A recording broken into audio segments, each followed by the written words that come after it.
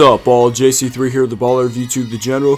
Welcome to Topic Tackle. My take for today is on if Ben Wallace and Dennis Rodman really gave Shaq big problems in their matchups against him. This video is going to show you that I read the comments because it is entirely inspired by all the comments on my video about the one player that Shaq couldn't intimidate. Again, I got to say thank you for the support on that video and my other past ones.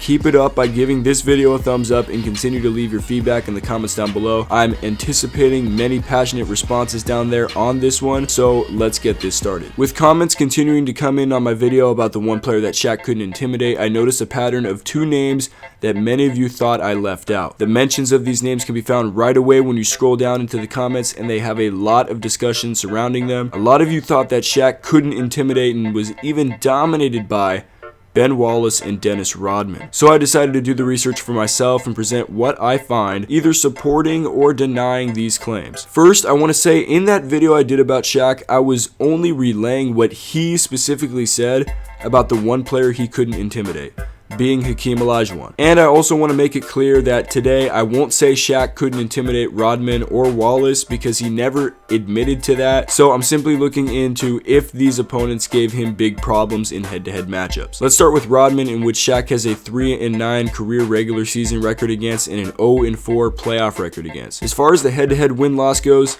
not looking good for O'Neal, considered the most dominant big in history by many. Rodman gets praised for his 96 playoff performance against Shaq, specifically Game 3, in which he held him to 42.1% field goal shooting and 17 points. Shaq's turnovers also went up against Rodman too. Even with severe height and weight disadvantages, a 6'7", 218-pound Rodman was able to use his strong lower body as a base to plant and hold 7'1", 300+ pound Shaq from establishing prime position under the basket. I mean, Shaq's numbers against Rodman aren't terrible. He still averaged a double-double against him. But what Rodman did was elicit proactive strategies to neutralize some of Shaq's strengths in head-to-head matchups. And this is especially seen in the 96 playoffs. As an insightful article on Quora by Matt Johnson puts it, wherever Shaq was trying to go, Rodman would get there first. This is why Rodman got as many rebounds as he did. Not simply with Shaq, but against everyone.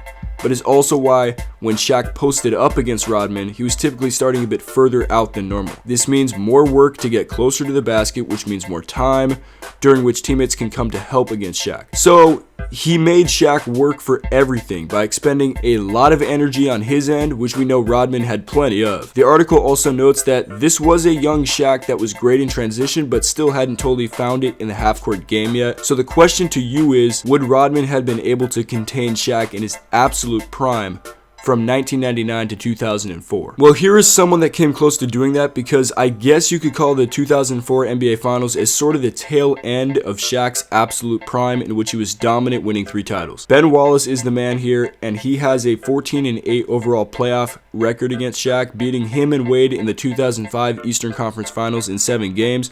And most notably taking down Shaq and Kobe by committee in the 2004 NBA Finals in 5 games. Again, if we look just at the stats, we could say, yeah, okay, Ben Wallace was key in holding Shaq to 14 points in Game 3, but still couldn't stop him from scoring 36, 34, 29, and 20 in the other games. So again, we have to analyze what he really did to throw Shaq off his game. Wallace was involved in many plays down low and had very active hands in the passing lanes. Even when he wasn't one-on-one with Shaq in the post, he made it difficult for the Lakers guards to get it down low. When Shaq received the ball, Big Ben was right there swatting at it, either knocking it away or making it harder for Shaq to catch and operate because of his physicality. The main parallel between the way both Rodman and Wallace played Shaq was their energy and physicality, an unwillingness to let him do what he wanted with ease that in turn made Shaq's job a little bit harder than he was used to. So let me know what you think in the comments down below. Would you pick Dennis Rodman or Ben Wallace to guard Shaq one-on-one in his prime? Remember to subscribe, like, and leave your feedback in the comments down below, and we'll be back with more Topic Tackle soon. JC3 out.